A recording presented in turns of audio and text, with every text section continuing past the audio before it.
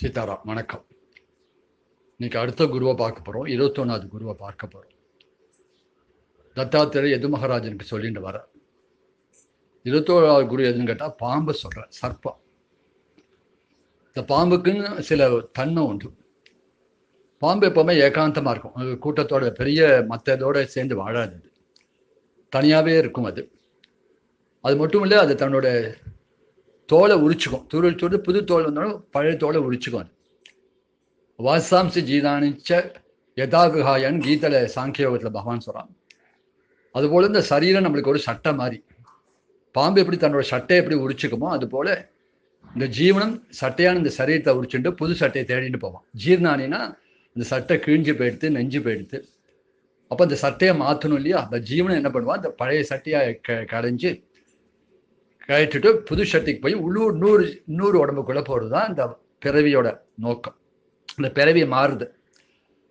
அப்போ இன்னொரு பாம்புக்கு இன்னொரு தன்மை என்னன்னா, அது எப்போதுமே வீடே கிடையாது. அதுக்கு அந்த ஒரு பறவை முதற்கொண்டு ஒரு கூடு கட்டிக்கும். ஆனால் பாம்பு தனக்குன்னு ஒரு வீடு வச்சுக்காது. அது என்ன பண்ணுன்னா, எலி நிறையா தான் இருக்கிறதுக்கு பொந்து வச்சுருக்கோம். தான் வாசல் பண்ண ஒரு வீடு கட்டியிருக்கும். அது என்ன பண்ண, நேராக போய் எலி புந்துக்குள்ள நுழையும். சர்ன்னு உள்ள நுழைஞ்சோடனே எலியெல்லாம் பயந்து வெளியில் ஓடி வரும். அது தன்னோட வீடு ஆச்சுன்றோம். அது தனக்குன்னு ஒரு வீடு வச்சுக்காம பொறுத்தையார் வீட்டில் சுகமாக வாழ தெரியும் அதுக்கு. அதுதான் அந்த பாம்போட தன்மை. அது எதுக்கு இது ஒப்பிட்டு சொல்கிறான்னா, சன்னியாசிகள் அப்படிதான் இருப்பான். சன்னியாசிகளும் தனியாக ஒரு வீடு, தனக்குன்னு வீடு இருக்காது அவளுக்கு. அவள் வீடு வாசல்லாம் திறந்துட்டு தானே சன்னியாசத்துக்கு வந்திருக்கான். அவள் எங்கே போகிறாளோ மற்றவாளும் அவளுக்கு இடம் கொடுத்துருவான். பொதுவாக மகாபெரிவாள்லாம் இந்த யாத்திரை போகும்போது, பீடாதிபதி யாத்திரை போகும்போது சில கிராமங்களில் ஒரு நாள் 2 நாள் தங்கும்படியாக இருக்கும்.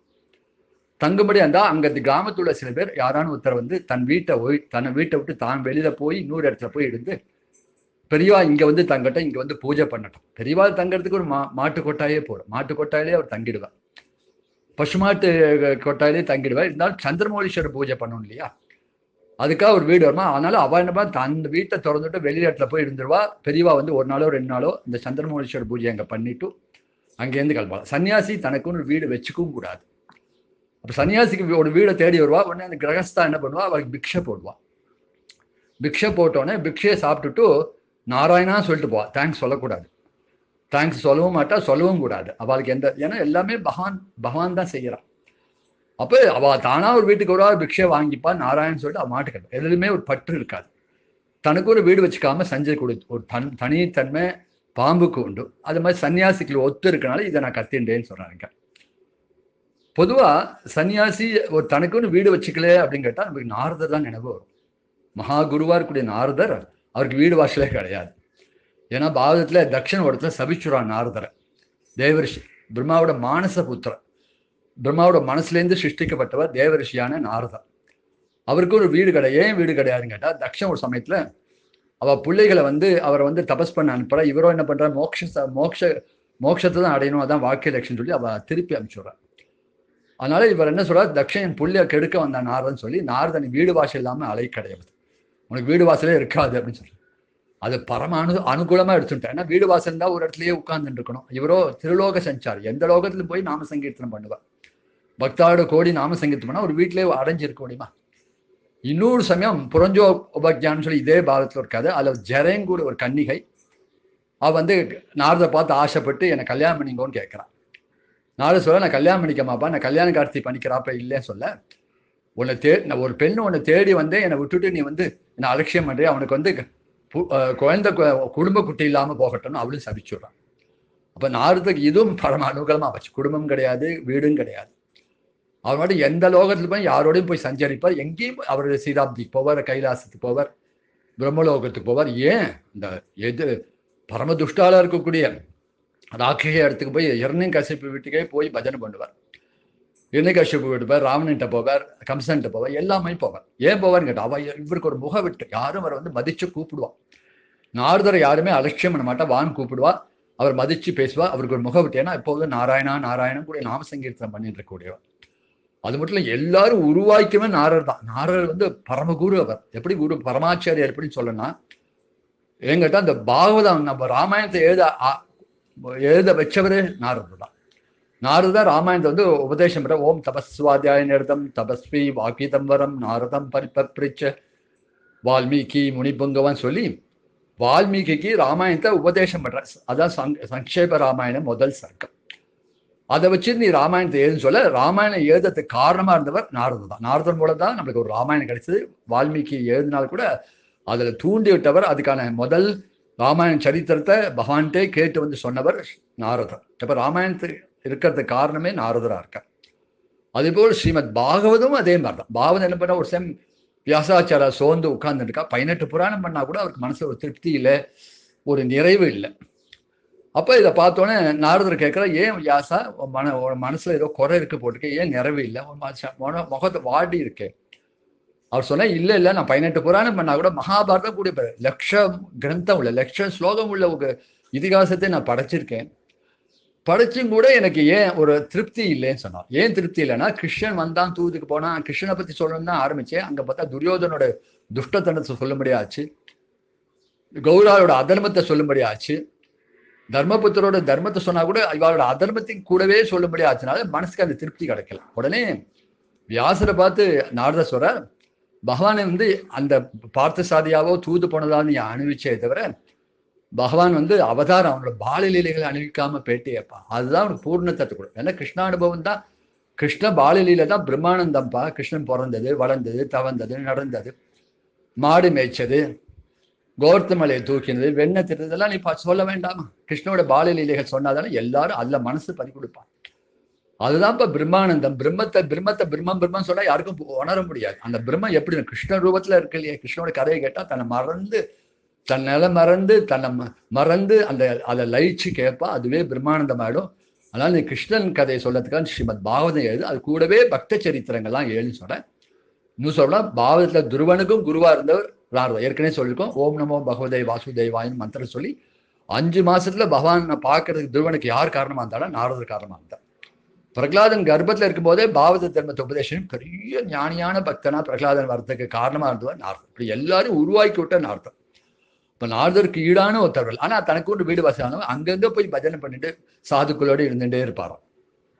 அப்ப சாதுக்களோடு இருக்கும்போது மற்ற ரிஷிகள்லாம் கேட்பாலும், உங்களாலேயே எங்களுக்கு ஒரு சத்சங்களுக்கு வேணும்னா நாரதர் தேடி வந்தா போறோம். நீங்க இல்ல, நாங்க தேடி வரணும் கூட அவசியம் இல்லை, நீங்க எங்களை தேடி வந்துடுறேன்.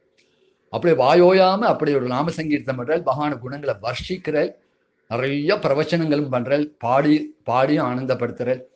எங்களுக்கு நீங்களே ஒரு சத்சங்கம், நீங்க உங்களோட மேன்மை சொல்லி மாளாது, நீங்க பிரம்மாவோட மானச புத்திரர் இல்லையா, அதனால்தான் இப்படி செய்வேன். அவர் சொன்னா, இல்லப்பா நீங்கெல்லாம் சத்சங்கத்தினால இப்படி ஒரு ஆனந்தத்தை அடைகிறேன், சந்தோஷம் அடையலாம், எனக்கும் சத்சங்கம் தான் இப்பேற்பட்ட மேன்மை கொடுத்து. உங்களுக்கு எது சத்சங்கம் கேட்கும்போது, நான் பிரம்மா இப்ப என்ன மானசிகமா சிருஷ்டி பண்ணிருக்கேன். அதுக்கு முன்னாடி நான் என்ன இருந்தேன்னா, ஒரு வேலைக்காரிக்கு குழந்தையா இருந்தேன்ப்பா.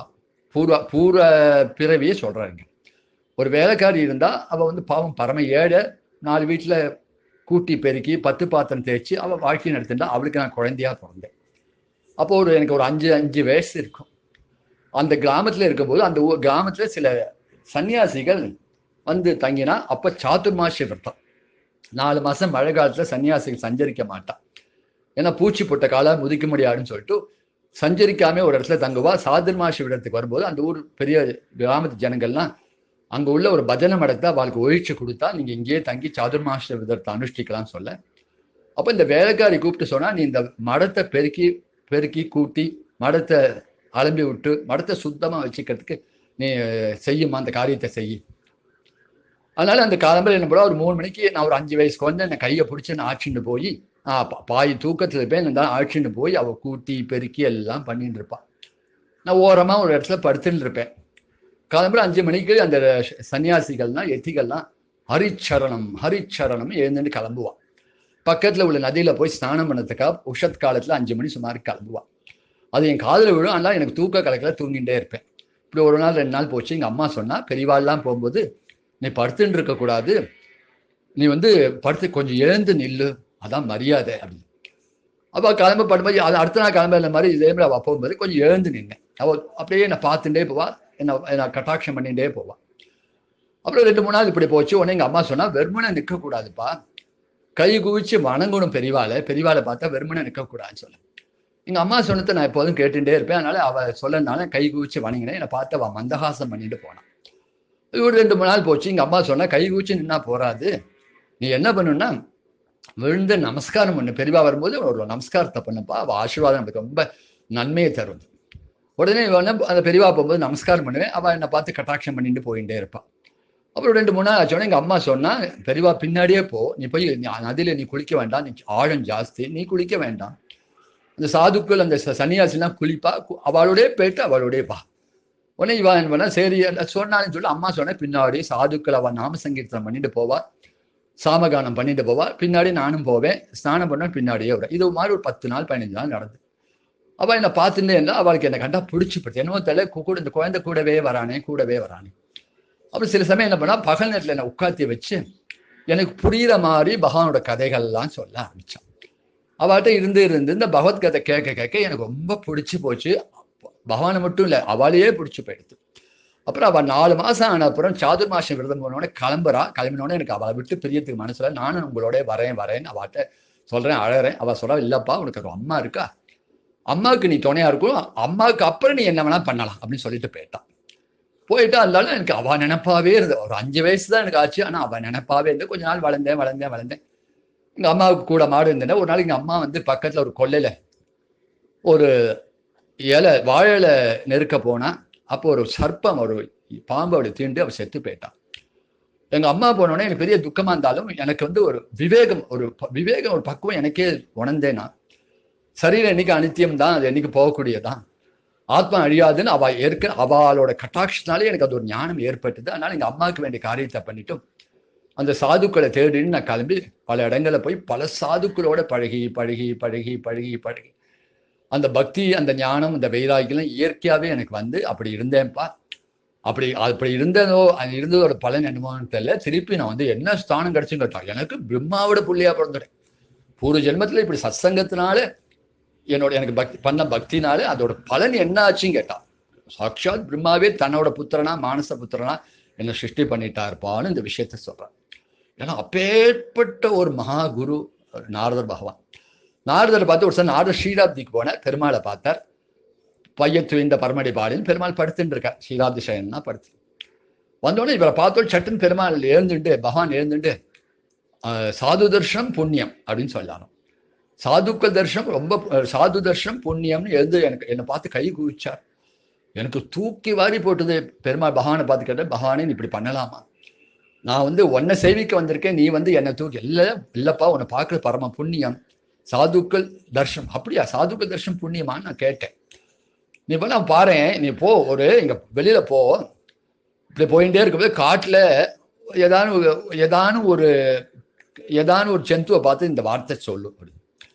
இவனே சொன்னா இப்படியே சீராது போயிட்டு வர வழியில ஒரு ரத்த கீட்டம், அதாவது ரத்தத்தை சாப்பிடக்கூடிய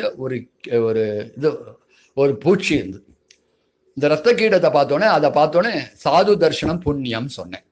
பட்டுன்னு செத்து போயிடுது. கீழே வந்து சுருண்டு போச்சு, செத்து போயிடுது. செத்து போனோடனே தூக்கி வாரி போட்டது. திருப்பி ஸ்ரீராப்திக்கு வந்து பெருமாள்கிட்ட பகவான்கிட்ட சொன்னேன், நான் சாது தர்ஷனம் புண்ணியம் சொன்னேன். உடனே அது விழுந்து செத்து போயிடுது. என் தர்ஷனம் புண்ணியம் நீங்க சொன்னேன், ஆனா என் குரலை கேட்டோன்னே கீழே விழுந்துருத்தேன். இல்லப்பா, அது வந்து நீ ஒண்ணு பண்ணு, அது திருப்பி பிறந்திருக்கு. அது எங்க பண்ண, அவந்திங்குடைய ஊர்ல ஒரு வீடு இருக்கு. அங்க ஒரு பசுமாடு கன்று போட்டிருக்கு. ஆனா அந்த கன்று குட்டிகிட்ட போய் சாது தர்ஷனம் புண்ணியம்னு அதை பார்த்துட்டு சொல்லு. சரி பகவான் சொல்றாருன்னு சொல்லி இவர் போனார். அங்க போனா அங்க வீட்டு வாசல அந்த முதலாளி வீட்டுக்காரர்னா, உங்க பசுமாடு கண்டு போட்டிருக்கான். ஆமா கண்டு போட்டிருக்கு, அதை பார்க்கணும். ஆகா நீங்க பெரிய மகான் சாதுக்கள், ஆனா நீங்க போய் பார்க்கணும். அவன் விட்டுட்டான், என்ன ஒரு பெரியவர் நினைச்சு. அந்த கண்ணுக்குட்டிகிட்ட போனேன். அது என்னை பார்த்தது. உடனே அதை பார்த்து சாது தர்ஷனம் புண்ணியம் சொன்னேன். அது படான்னு சுருண்டு கை கால் இழுத்துட்டு படான்னு விழுந்து உயிரை விட்டுருது. ஐயோ இப்படி சொல்லிட்டோமே, அவன் வந்து கன்று என்னடா இப்படி கன்று செத்து போயிட்டு அவன் சும்மா விடுவானு சொல்லி கொல்ல போறமான்னு நான் வந்துட்டேன். திருப்பி அதே ஸ்ரீராப்திக்கு வந்தார். ஸ்ரீராப்தி பெரும் பகவான்ட்டு சொன்னாரா, இப்படி சொன்னேன், அந்த கண்ணூட்டியும் செத்து போயிடுத்த வாஸ்துவம்பா, நீ சொன்னோன்னே அது உயிரை விட்டுருச்சு. அதுக்கு பிறவி நல்ல கதி கிடைச்சிடுச்சு, நல்ல பிறவி. அதனால என்ன பண்ணேன், அதே அவந்தியில ஒரு ராஜா இருக்கான், அவந்தி ஆளக்கூடிய ராஜா, அவனுக்கு ஒரு குழந்தை பிறந்திருக்கு. அதை பார்த்து இது சொல். ஐயோ இதானே பரவாயில்ல, பின்பக்கமா ஓடி வந்துட்டேன். அவன்கிட்ட போய் சொன்னா அவன் சும்மா விடுவானா, ராஜா என்னை தண்டிச்சிருவான், வேண்டாம் அப்படி சும்மா போயிட்டு வா, நான் சொல்றேன் நீ போயிட்டு வான்னு சொன்னேன். இவர் உடனே நாரதர் வந்து அங்கே வந்து அந்த ராஜா கிட்ட வந்து ராஜா வரவேத்தான், இப்பேற்பட்ட ஒரு மகாத்மா பாகவத்மர் வந்திருக்கு, நீங்கள் வாங்கோ கூப்பிட்டு, அப்போ உனக்கு ஒரு குழந்தை பிறந்திருக்கு. ஆமாம், குழந்தை பிறந்திருக்கு, நீங்கள் அந்த குழந்தைக்கு ஆசீர்வாதம் பண்ணுங்க, அனுகிரகம் பண்ணுங்கன்னு சொல்லி என் ஆட்சின்னு போனால் அவன் தொட்டியில் அந்த குழந்தை கிடக்கு. தொட்டியில் குழந்தை கிடத்தோடனே அந்த குழந்தைய பார்த்துன்னு சொன்னேன், சாது தர்ஷனம் புண்ணியம் அப்படின்னு சொன்னேன். அந்த குழந்தை பேசித்து, சின்ன குழந்தை இப்போ தான் பிறந்து ஒரு மாதம்தான் ஆயிருக்கு. அந்த குழந்தை பேசித்து, ஆமாம் சாது தர்ஷனம் புண்ணியம் தான், நீ முதல்ல நான் வந்து ரத்த கீடமா ஒரு ரத்தத்தை சாப்பிடக்கூடிய கிருமியா இருந்தேன், அப்போ வந்து நீ வந்து பூச்சியா இருந்தேன், அப்போ நீ வந்து சாது தர்ஷனம் புண்ணியன்னு சொன்னேன். நீங்கள் நான் உடனே கண்ணுக்குட்டியா பிறந்தேன், நீங்கள் வந்து சாது தர்ஷனம் புண்ணியன்னு சொன்னேன். அந்த கண்ணுக்குட்டியா இருந்த பிறவிலேருந்து எனக்கு ராஜகுமாரான பிறவி வந்துடுத்து. ஆனால் இந்த பிறவியில் எனக்கு என்ன லாபம் அப்படின்னு கேட்டால் அந்த குழந்தை சொல்லிட்டு, இப்போ பூர்வ ஜென்மெல்லாம் எனக்கு நினைவு இருக்கு இல்லையா, பூர்வ ஜென்மம் நான் வந்து ஒரு பூச்சியாக இருந்ததோ ஒரு கண்ணுக்குட்டியாக இருந்தது, நான் ரொம்ப பூர்வ ஜென்ம ஞானத்தோடையே நான் பிறந்திருக்கேன். நான் பிறந்த அப்புறம் பூர்வ ஜென்ம ஞானம் இருக்கவே இருக்காது. நான் பூர்வ ஜென்ம ஞானத்தோட பிறந்திருக்கேன் அப்படின்னு சொன்னோடனே ஒரு ஞானியான குழந்தையாக பிறந்துருச்சு அது. அதனால அதை பார்த்து சந்தோஷப்பட்டு உடனே பகவான்கிட்ட வந்து சொன்னேன், இதுதான் சொன்னேன், சாதுக்களோட தரிசனமே ஒருத்தருக்கு எல்லா க்ஷேமத்தையும் கொடுக்கப்பா, நீ சாமானியப்பட்டுவான், எப்போதும் வாயோயாமல் நாம சங்கீர்த்தனம் பண்ணிட்டு எல்லாரையும் அந்த பக்தியில ஈடுபடுத்தின்னு எல்லாரையும் நாமத்தை சொல்லும்படியா பண்ணி எல்லாரையும் ஊக்கப்படுத்தி இந்த பக்தியில கொண்டு வந்து எல்லாரையும் எங்கிட்ட கொண்டு நீ கொண்டு சேர்த்த தொண்டு தானே துருவன் வந்தான், பிரகலாதன் வந்தான், இவ்வளவு பெரிய பெரிய பெரிய மகான்கள், பெரிய பெரிய பக்தர்கள், ஞானியான பக்தர்லாம் நீ உருவாக்கி எங்கிட்ட அனுப்புற, உன்ன மாதிரி ஒரு சாது உண்டா, உன் மாதிரி ஒரு மகாத்மா உண்டா, உனக்கு கூட ஒரு பகவதோத்தம் உண்டா அப்படின்னு சொன்னான். ஏன்னா இது எதுக்கு சொல்ல வந்தேன்னா, அவருக்கு வீடு வாசல் இல்லாமல் சொல்லிட்டு எந்த இடத்துக்கு போனாலும் பஜனை பண்ணிட்டு இருப்பார், எங்க போனாலும் பஜனை பண்ணுவார், ராட்ச சபையிலும் போய் பஜனை பண்ணுவார், அரக்க சபையிலும் போய் பஜனை பண்ணுவார். அவருக்கு அந்த ஒரு செல்வாக்கு உண்டு, அவர் யாரும் வரவேற்பா, அப்படி எல்லாருக்கும் இன்னைக்கும் இருக்கார் நாரதன், இன்னைக்கும் சிரஞ்சீவியா இருந்துட்டு இருக்கார், இன்னைக்கும் அவர் உபாசனம் பண்றாங்க. ஏன்னா தியாகராசுவாமிகளுக்கு அவர் தான் வந்து சொரானவன் கூடிய ஒரு சங்கீத நூலை கொடுத்து அதை வச்சுதான் அவர் நிறைய கீர்த்தனைகள் பாடினார். அப்படி இன்னைக்கும் அதனால தான் தியாகராசுவாமிலே தன் குருவா நாரத மௌலியும் கூடிய அந்த கீர்த்தனை எல்லாம் பாடுறேன். அப்படி எல்லாத்துக்குமே ஒரு உதாரணமா வந்து அவருக்கு வீடு வாசல் கிடையாது. ஏன்னா எப்படி அது பாம்பானது தனக்கு ஒரு வீடு அமைச்சிக்காம எலிகள் இருக்கிற வீட்டுல போய் தங்கி அதை விரட்டி விட்டு அது தன் சுகமா இருக்குமா, அது மாதிரி சன்னியாசிகள் என்ன பண்ணுவா, தனக்கு ஒரு வீடு வச்சுக்காம எங்க இருக்குமோ அந்த இடத்துல அவ இருந்து சுகத்தை அடைவா. அவளுக்கு வந்து வீட்டுல சுகம், எந்த இடமா தான் சுகம், அத எந்த வீடு கிடைச்சாலும் சுகம். தனக்குன்னு வீடு வச்சுட்டு தனக்கும் ஒரு சொத்தை வச்சுட்டு சிரமப்பட மாட்டா சன்னியாசிகள். அது இந்த பாம்பு கிட்டேந்து கத்தின்றேன்னு சொல்லி அந்த பாம்பு விஷயத்த சொல்லும் போதே மகா குருவா இருக்கக்கூடிய நாரத பகவான் ஸ்மரிக்கோட பாக்கியம் கிடைச்சது. பரம சந்தோஷம். ஸ்ரீராமார்ப்பணம்.